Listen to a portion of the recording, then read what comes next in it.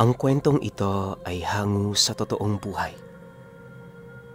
Karanasan ito ni Kali. Taong 1980, Hipantag, Southern Leyte.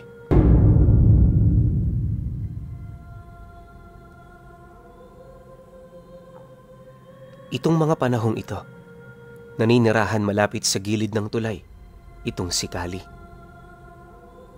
Bilang lang sa kanyang mga daliri, ang mga taong naninirahan doon, kaya na may naisipan niyang mag-ampo noon ng maraming aso. Kapag kasi may alaga siya, nararamdaman niyang ligtas siya sa lahat ng oras, lalong-lalo na tuwing gabi. Nagsimula siyang mag-alaga ng aso noong nakahingi siya ng isa sa mga ito sa baryo. Noong una, itinuring niya lamang yung bantay sa kanyang bahay, pero hindi naglaon. Dumami ng dumami ito hanggang sa umabot na yon ng 12 piraso. Marami rin siyang pusang alaga, kasama ang iilang mga uwak na napaamo niya. Subalit, sa paglaki ng mga aso, unti-unti na yung naging peste sa kanilang baryo. Sa sobrang bagsik at agresibo kasi nito, lahat ng taong nakikita nitong dumaraan sa harap ng kanyang bahay, walang habas nitong hinahabol. Hindi naman maaaring tumigil ang mga panauhing yon, gawa ng paniguradong lalapain lang sila ng mga asong yon. Gayunpaman, kahit ilang beses nang nakatanggap ng reklamo si Kali ukol sa kanyang mga alaga, sadyang wala pa rin siyang lakas na yon ay bawasan. Maliban sa napamahal na sa kanya ang mga hayop, itinuring na rin niyang kapamilya ang mga ito. Nang mapagtanto naman yon ng kanyang mga kababaryo, minabuti na lamang nitong gumawa ng panibagong daan para makaiwas. Sa paglipas pa ng mga buwan, nagpatuloy ang kanyang pangkaraniwang buhay. Nga pala, sa taong ito, wala pang asawa si Kali. 18 anyos pa lang kasi siya noon. Pinalayas na siya ng mga magulang niya dahil sa kanyang bisyo at pakikipagbarkada. Magmula noon, napilitan na siyang mabuhay at tumayo gamit ang sarili niyang paa. Lahat din ng dati niyang gawain ay iniwan na niya, gawa ng napagtanto niya sa kanyang pag-iisa na yon ay pawang walang kabuluhan. Bagaman marami siyang pinagdaanan sa loob ng 4 na taon na kanyang pamumuhay sa lugar na yon, kahit papaano, naging masaya naman siya dahil sa dami ng bagay na kanyang natutunan. Wala rin siyang naramdamang poot para sa kanyang mga magulang sa kadahilan ng alam naman niya sa kanyang sarili na tama lamang ang pasya nito. Hindi rin kasi niya maisip ang kanyang buhay noon kung patuloy siyang mananatili sa poder nito na nasa ilalim ng impluwensya ng barkada at bisyo. Nag-iisa man sa buhay, ang mahalaga na lamang noon kay Kali, meron siyang sariling trabaho. Sa pagtungtong naman ng buwan ng Oktubre, naging madalas na ang pag-uwi niya ng gabi. Bukod kasi sa marami siya noong ginagawa sa bukid, nagkaroon na din siya noon ng trabaho sa isang koprahan ng nyog. Malaki-laki ang pasahod sa kanya ng may-ari doon, kaya pinili niya noong isang tabi ang nangyayaring anihan sa lugar nila. Sa isip-isip niya, kapag natapos na niya ang pangungopra, di hamak na marami siyang mabibili sa salaping malilikom niya buhat sa trabahong yon. Dahil dito, lahat ng trabahong maaaring makabulilyaso sa kanyang plano, napilitan siyang yon ay talikuran. Ngunit, 1 linggo pa lamang ang lumipas, magmula noong pumasok siya sa koprahan, meron na siyang napapansing kakaiba. Ang mga balat ng nyog na iniimbak nila sa tabi ng mga nalukit nilang kopra, naglalabas ng kakaibang amoy tuwing yon ay sinusunog nila. Noong una, inakala nilang may namatay lang na hayop sa ilalim nito, Pero ang labis nila noong ipinagtataka. Wala naman sila doong naaamoy na kakaibang baho sa oras ng kanilang pagtatrabaho. Sa loob ng halos ilang araw nilang pagtitiis sa amoy na yon, napilitan na rin silang alisin ang halos kabundok na tambak ng balat ng nyog. Paglipat naman nila nito, tumambad sa kanila sa ilalim ang isang piraso ng kamay ng tao. Nangingitim na yon at halos hindi na gaanong mapansin buhat sa napakaraming uod na nakapatong dito. Matapos naman nilang matuklasan ang bagay na yon, dali-dali naman nila itong ipinaalam sa kanilang amo. Kinahapunan noong mismong araw, dumating naman ito kung saan mariin naman sa kanila nitong inilahad na wala silang pagsasabihan ukol sa bagay na yon. Habang nagsasalita ang kanilang amo, hindi naman noon maiwasan ni Kali na mapatingin sa kasama nito.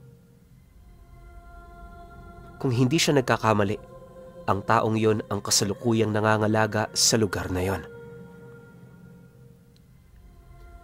Sa kanyang pagmamasid, meron siyang nararamdamang kakaiba laban sa taong yon. Hindi niya mawari pero pakiramdam niya, meron talaga doong kakaiba. Ayon sa kanya na, maliban sa napakapayat nitong katawan, agaw pansin din para sa kanya ang mga humpak nitong pisngi na animoy hindi na kumakain. Sa halos ilang minuto ring pananatili nito sa lugar na yon, ni isang salita wala yung binanggit sa kanila. Basta, kung ano lang ang sasabihin ng amo nila, sumusunod lang ito. Sinubukan niya rin yung kausapin pero imbis na magsalita yon, yumuko lang ito na para bang wala man lang narinig. Makalipas pa ang ilang minuto, pag-alis naman ng amo nila, agad naman nilang tinambakan ng balat ng nyog ang kamay na kanilang nakita upang yon ay sunugin. Matapos ang kanilang trabaho, bago maghiwa-hiwalay ang kanilang grupo, hindi naman nila maiwasang mapag-usapan ang tungkol sa mga nangyari. Sa kanilang 7 kasi, aminado silang kakaiba ang kanilang nakita noong mga oras na yon. Subalit, ang pananaw naman doon ng kanilang amo, parang pangkaraniwan lang yun na bagay na hindi na dapat bigyan ng pansin. Sa tingin niyo ba, hindi na natin ipapaalam sa barangay tungkol sa kamay na yan? Malay natin, meron palang naganap na krimen na may kaugnayan dyan. Wika ng kanilang kasama sa kanila.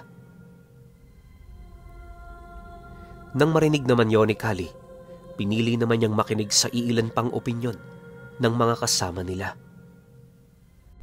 Gustuhin man kasi nilang makialam sa bagay na yon, alam nilang hindi nila yon magagawa, lalo pat hindi pa sila nababayaran ng kanilang amo. Mariin ding inilahad ng iilan sa kanila na mas mainam na itago na lamang nila ito, gawa ng unang-una, kamay lang naman ang kanilang nakita.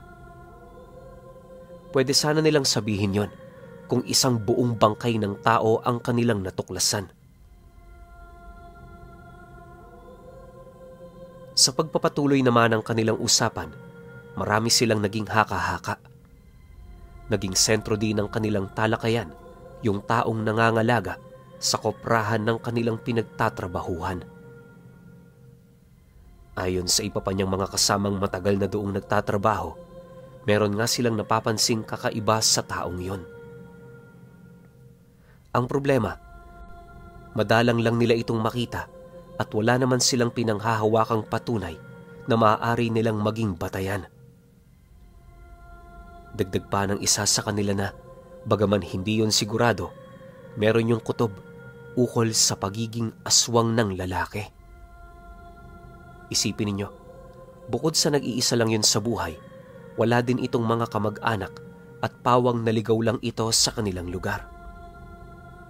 Ang mas ikinagulat pa nila, na noong hindi pa sila nagtatrabaho sa koprahan, hindi naman nila yon nakikita sa baryo.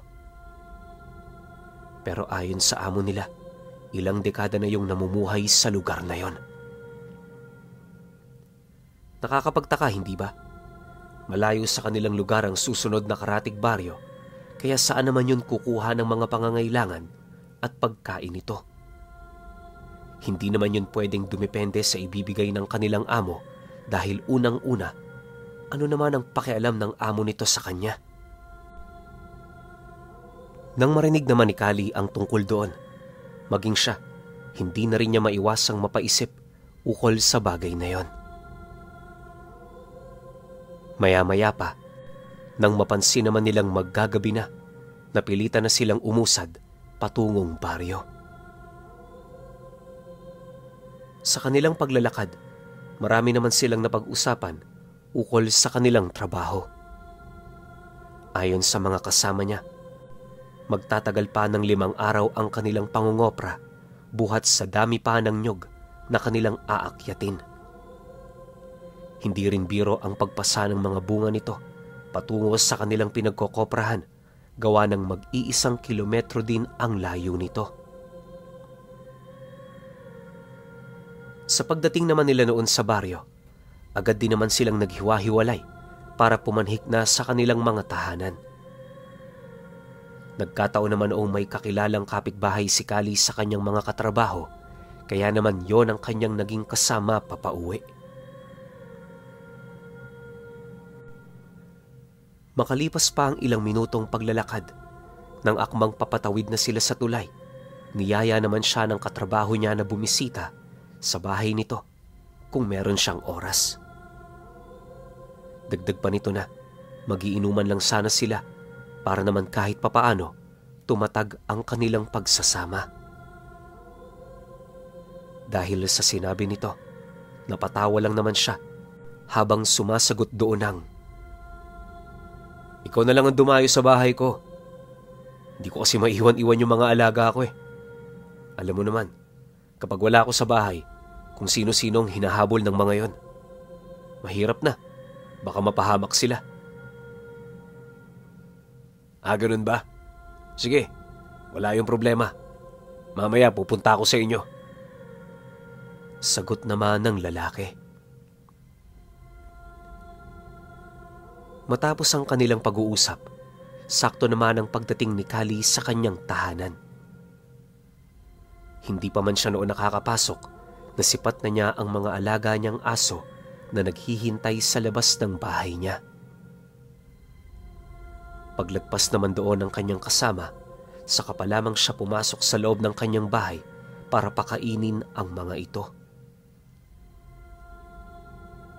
Sa pagsapit ng gabi, habang naghihintay itong si Kali, laking gulat na lamang niya nang may marinig siyang pagkatok sa entradang pinto ng kanyang pamamahay. Pagbukas niya rito, agad namang tumambad sa kanya ang masayang pagmumuka ng kanyang katrabaho. Nang mapansin naman ito ang pagkagulat sa kanyang mga mata, tumawa lang naman yon habang nagwiwika sa kanya ng,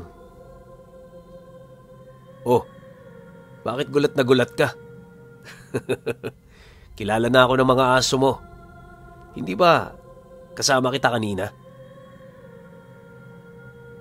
Nang marinig naman niya ang sinabi nito, halos hindi naman siya makapaniwala, gawa ng alam niya sa kanyang sarili kung ilang araw ang aabutin bago makilala ng kanyang alaga yung mga taong kasama niya. Makalipas pa ang ilang minuto nilang pag-uusap, wala na rin nagawa itong si Kali kundi papasukin ang kaibigan niya.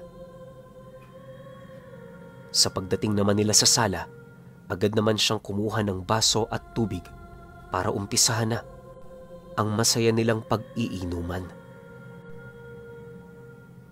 Kalahating oras lang noon ang dumaan.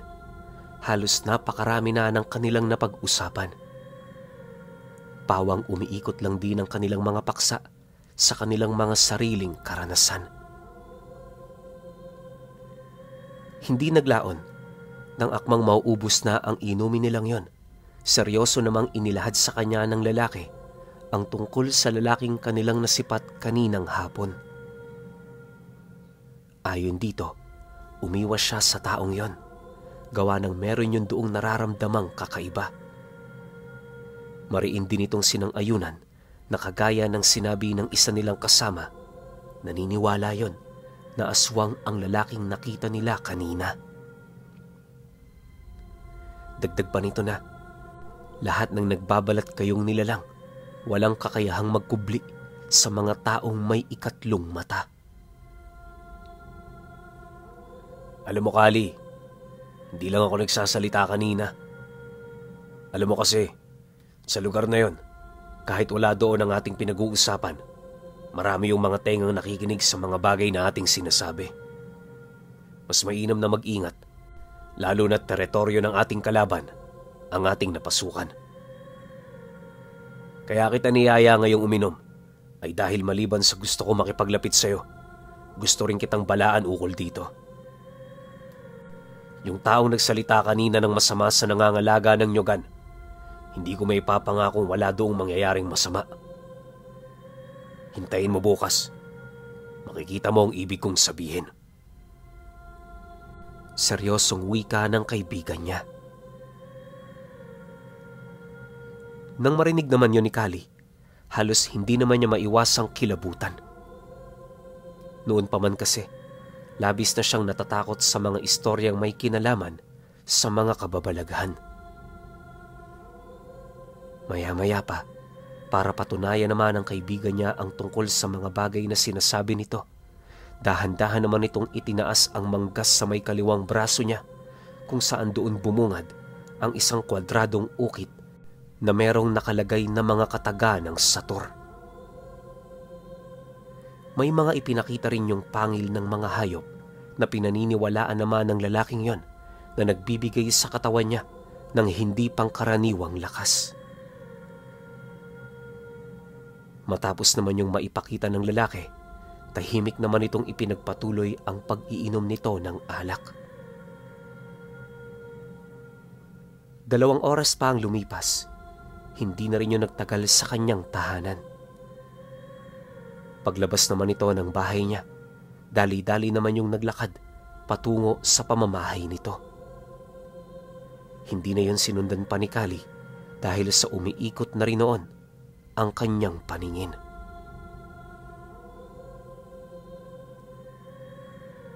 Kinabukasan, pagdating naman nila sa koprahan, una namang napansin noon ni Kali ay yung trabahador nilang parang hindi mabuti ang pakiramdam. Bukod sa inaapoy na yon ng lagnat, napakalalim din ng mga mata nito na parang hindi yun nagkaroon ng magandang tulog.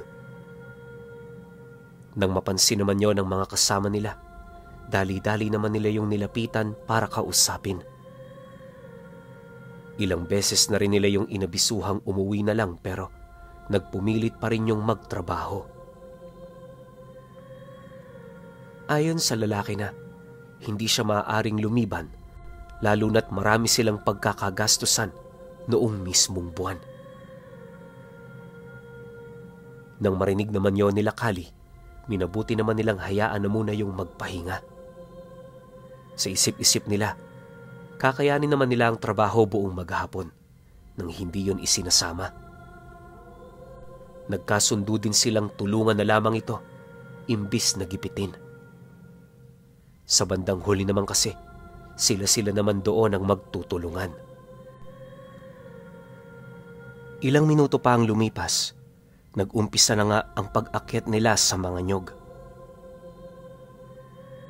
Habang nasa itaas naman siya noon ng puno, maya't maya naman ang pagsipat niya sa buong paligid upang hanapin ang tahanan ng lalaking katiwala ng may-ari. Subalit sa kasamaang palad, kahit anong gawin niya noon, pawang mga masusukal na kakahuyan lamang ang kanyang napapansin. Wala rin siya doong nasisipat na mga bakas ng dinaanan nito na maaaring makapagtuturo sa mismong bahay ng lalaking yon. Maya-maya pa, dahil sa dami ng kanilang trabaho, pansamantala namang nabaling ang kanyang atensyon sa kanyang mga kasama. Hindi naglaon, unti-unti na rin niyang nakalimutan ang may sakit nilang katrabaho hanggang sa napansin na lamang nila na nawawala na pala ito. Sinubukan pa nila yung hanapin sa baryo pero ultimo ang asawa nito, inabisuhan nilang hindi pa yun umuuwi. Dala naman ang pagdududa ng kaibigan niya, pasimple naman siya nitong binulungan na hanapin ang pamamahay ng nangangalaga ng nyugan. Tinawag na rin nila noon ang may-ari nang sa gayoy malaman nito ang kasalukuyang nangyayari sa lugar na yon. Subalit, sa hindi malamang dahilan, kalahating araw pa lamang ang dumaan, hindi pa rin nila ito mahanap-hanap. Pinuntahan na rin nila ang tahanan ng lalaking nangangalaga ng lupain, pero maging ito man, inilahad sa kanila na wala yung napansin o nakitang lalaki na dumaan. Sa tono rin ng pananalita nito, halos hindi naman nila doon magawang magduda, gawa ng kung papakinggan ng mabuti ang lahat ng sinasabi nito, pansin na pansin talaga nila na yon ay nagsasabi ng totoo. Maya-maya pa, pagsilay naman niya sa kaibigan niya, agad namang bumungad sa kanya ang kaduda-duda nitong pagmumuka. Hindi naglaon, bigla na lamang napatahimik ang lahat ng taong naroon matapos naman nilang marinig yon na sumagot sa lalaking yun ang, "Talaga ba? Huwag mo ngang bilugin ang ulo ko. Alam kong ikaw din na naglagay sa ilalim ng mga basura namin doon sa koprahan ng putol na kamay ng tao. Nasusuka ka sa usok ng balat ng nyog, kaya yun ang ginawa mo. Tapos ngayon, narinig mong pinagdudahan ka ng kasama namin yun na isa kang aswang, kaya mo siya dinukot at tinago. Kung ako sa'yo, habang hindi pa gaanong mabigat ang kasalanan mo, magsalita ka na. Huwag mo nang paabutin pa sa puntong kami mismong makahanap ng kasama namin. Pinalagpas kita sa ginawa mo noong nakaraan, pero huwag kang umasa na hanggang ngayon, patuloy pa rin ako magbubulag-bulagan." Kasabay ng pag-uwi ng lalaki ay ang pagtaas naman ito ng kanyang mga manggas. Pagsilay naman ng nilalang sa simbolo ng Sator, bigla naman yung napaatras habang dahan-dahang napapayuko. Hindi naglaon, tumabi yun sa mismong pintuan ng bahay nito na siya namang nagbigay daan para sa grupo nila Kali na makapasok. Makalipas lamang ang ilang minutong paggalugad nila sa loob, doon nila nakita ang kanilang kasama na nakatago sa ilalim ng higaan nito. May busal sa bibig at nakatali ang paa at braso. Naninigas na rin ang katawan nito, buhat sa isang malakas na tigalpo na inilapat doon ng nilalang. Pagbasag naman ito ng kaibigan niya, doon pa lamang yun nagsimulang sumigaw habang patuloy na nagpupumiglas. Ayon sa kanya, na habang hinahanap nila ang katrabaho nila, halos umusog naman ang kanyang sikmura dahil sa baho ng bahay nito. Naghalo-halo ang sulasok ng amoy, panghe, nabubulok na amoy ng karne at kung ano-ano pa na hindi katanggap-tanggap para sa sistema ng mga katulad nila. Sa paglabas naman nila ng bahay na yon, agad naman yung ginulpi ng kaibigan niya hanggang sa napilitan ng pumagitna ang may-ari ng lupa. Dahil sa aminado naman yon sa pagkakasala ng tauhan nito, kaya na may napilitan yung humingi ng tawad sa kanila. Dagdag pa ng lalaki na marami yung rason kung bakit aswang ang pinabantay nito sa kanyang lupain. Nagkalat kasi doon ang mga masasamang loob, kaya ang tanging paraan lamang para maitaboy ang mga ito, pakitaan nyo ng karahasan. Nang marinig naman yon ng kanyang kaibigan, galit na galit naman yung lumapit sa amo nila habang seryosong sumasagot ng, "Para sa kapakanan mo, nagdala ka ng banta sa lugar na ito. Tandaan mo to, kapag nakita ko ang demonyong yan sa baryo, hindi ako mag-aalangang tapusin ang buhay niyan. Marami na yung napinsala rito. Mas matutuwa kami kung palalayasin mo ang salot na yan. Nang marinig naman ng nilalang ang sinabi ng kaibigan niya, umangi lang naman ito habang nananatiling walang imik. Matapos nun, minabuti nilang wag na munang magtrabaho noong araw. Sa halip, tulungan na lamang ang kanilang mga kasama para makabawi. Sa pagsapit ng gabi, dahil sa kanilang mga problema, muli silang nag-inuman sa bahay niya. Akala nila walang lakas ng loob ang nilalang na yun na dumayo, pero pagtungtong ng 9:00, bahagya naman sila noong napatahimik matapos nilang marinig ang isang napakahinang huni ng wakwak. Ilang segundo pa noon ang dumaan, nagkagulo na rin ang mga aso niya na para bang meron yung nakikitang hindi kaaya-aya. Dahil dito, napangiti lang naman ang kaibigan niya, sabay paalam na lalabas na muna yon para umihi. Maya-maya pa, pagbalik naman ito, laking gulat na lamang ni Kali nang mapansin niya ang iilang dugo sa may bandang pantalon nito kung saan nakasuksok ang daladala nitong sundang. Wala yung sinabi sa kanila pero base sa mga nakita niya, naniniwala siyang meron yung pinatay sa labas. Kinabukasan, paglabas naman niya noon ng kanyang bahay, 2 sa mga aso niya ang namatay. Yung 2 yon, may bumarang malaking bato sa lalamunan ng mga ito.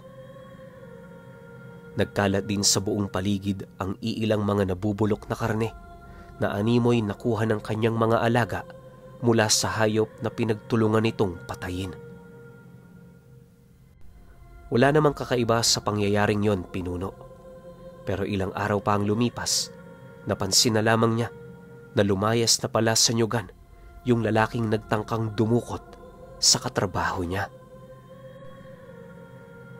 Magpahanggang sa ngayon, nananatili pa ring palaisipan kay Kali ang nangyari noong mismong gabi na sinabayan naman ang pagkawala ng aswang na nangangalaga ng koprahan dahil na rin sa banta ng kanyang kaibigan na merong mga simbolo ng Sator.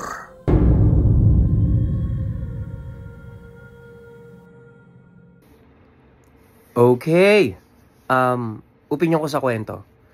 Sorry muna ulit kasi meron talaga tayong sipon ngayon. So, yung tunog natin dyan, yung naririnig nyo o narinig nyo kanina, medyo nasal. Tsaka yung mga parating nating story, medyo nasal siya. Mamayang 6 p.m. or 5 p.m. meron tayo rito ulit sa Pinuno. Tsaka bago lang rin ako magbigay ng opinion sa kwento. Meron tayong bagong produkto. Sobrang limited nito. Sa ngayon, 5 lang siya. Pero after Holy Week, pero pwede kayo mag-pre-order. Tapos makukuha nyo siya after Holy Week. Kasi bibindisyonan ko pa tsaka dadasalan ko pa yon. Sakto yun, Friday 12. Dadasalan ko siya. Ito siya.